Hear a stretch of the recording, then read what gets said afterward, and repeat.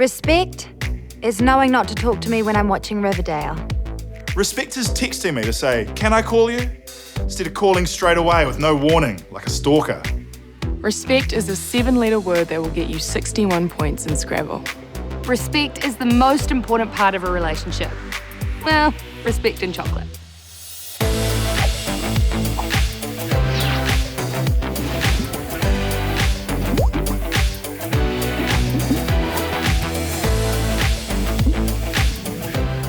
Respect is something we should all show towards ourselves and each other at all times. It's about taking care of yourself by knowing what your boundaries are. Like taking some time out alone to listen to One Direction, because that's just what you need right now. Respect to me is just totally accepting that people get to make decisions about themselves for themselves. You need to know, just like Maybelline, that you're worth it. Or is that L'Oreal? I don't know makeup brands. Self-respect is having a really strong sense of who you are and what your values are. So that's figuring out what's important to you and what's not. When it comes to self-respect, I think the important thing is loving yourself, which is not always an easy thing to do. None of us are perfect, none of us live up to the kind of Kardashian stereotype that we're trying to live, or the Instagram life that we're trying to live. So just being happy with the way you are and the things you're good at and the things you're not so good at, which is not always simple, but it's important. I have heaps of self-respect. That's why I sing Whitney Houston's "I Will Always Love You" to myself every morning in the shower. To myself, I sing it. Respect to me is treating myself the same way I would treat others. The second type of respect is respect for other people. It's as simple as asking what others might need or how they're feeling. I think communication and respect come a part of all aspects of a relationship, whether it's sexual or just connection. Respect to me would probably be listening. Me listening to you, you listening to me. Every relationship should be based on mutual respect. You should be at a place where you've got an equal say in things.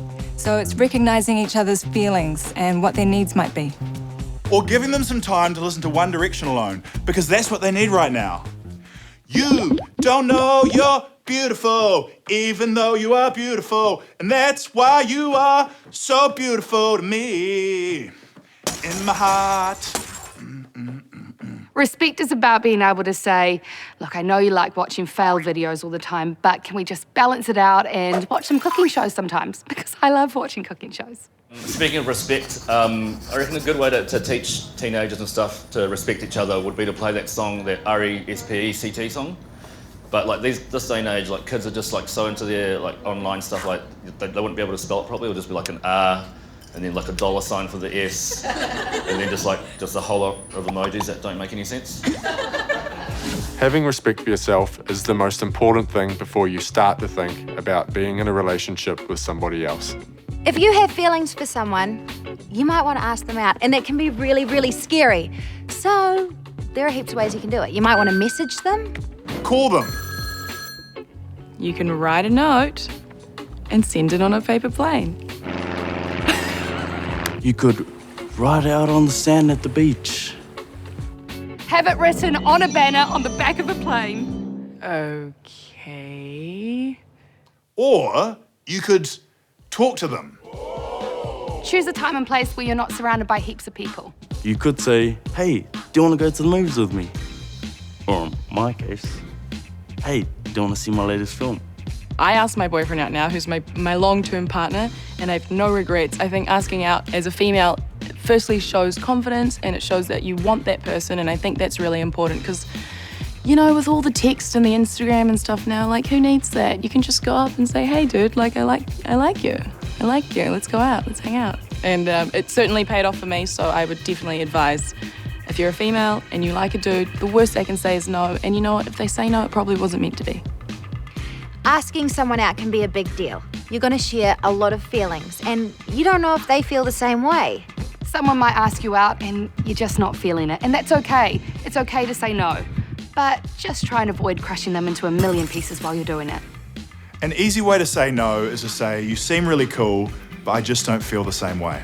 And if you're the person doing the asking out and someone says no, that's their call. Yes, it'll probably hurt, but you'll be okay. Trust me, I'm an expert. And it's not just girls and boys. Sometimes a girl might ask a girl out, or a boy might ask a boy out. And sometimes people won't identify with either of those genders. Love is love. I've actually started seeing someone myself recently. Thank you. Have you ever heard that saying, Netflix and chill, which is what couples are meant to do? Yeah. We kind of do that, but she's from Hamilton, so it's more like United Video and drink RTDs.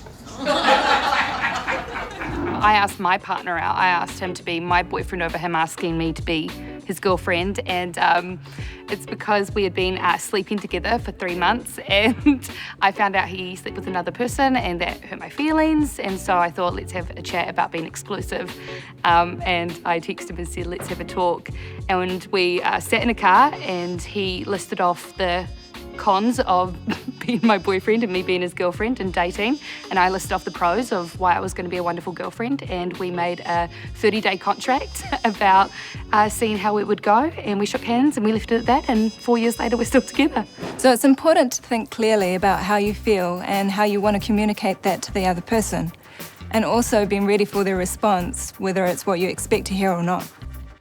If you believe something, your brain is more likely to let in things that confirm that belief and not let in the things that go against that belief. So if you like someone and you really want them to like you, your brain is going to go, oh, see, she came and stood by you, and did you see that she brushed your hand lightly?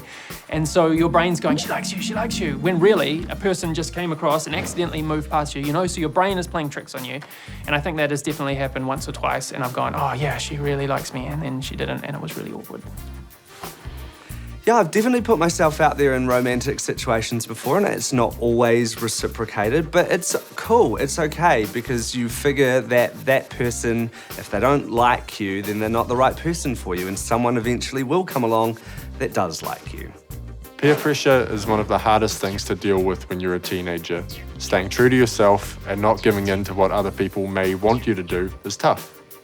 Sometimes the people around you might make you feel a bit confused about what you want to do or how you feel about things.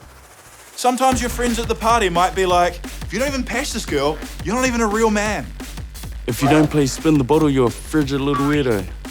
If you haven't had sex with at least 15,000 people by the time you finished high school, what did you even do? Sometimes it feels like everyone around you is having sex except you. But just because people keep talking about it doesn't mean they're actually doing it. And even if they are, you don't have to. You can respond by throwing it back at them. If you want to hook up with someone at this party, that's cool. I'm going to be over here tearing it up on the dance floor. Newsflash, we all deserve good sex, but that's only going to happen when you feel comfortable and are ready for it. If you're thinking about a sex thing that you might be doing soon, are you thinking, hell yes, or maybe, or yeah, nah. Whatever you feel is right.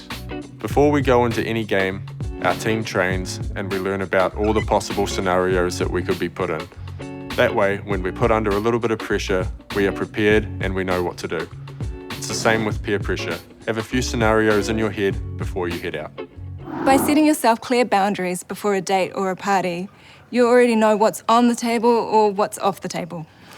When I was at high school, I started freaking out that everyone that I knew was having massive amounts of sex, and I was the only one not doing it. Well, guess what? They weren't.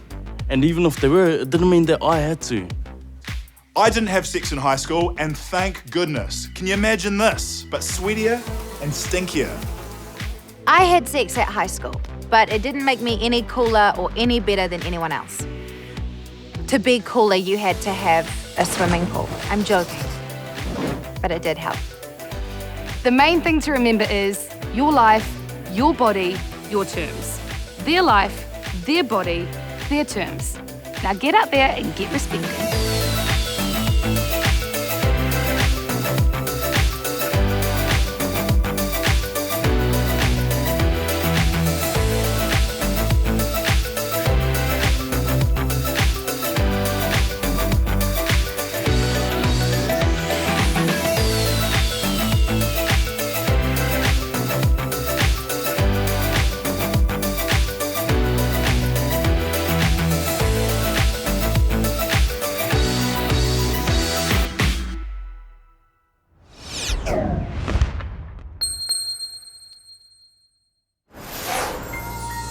Thanks for the real sex talk, New Zealand On Air.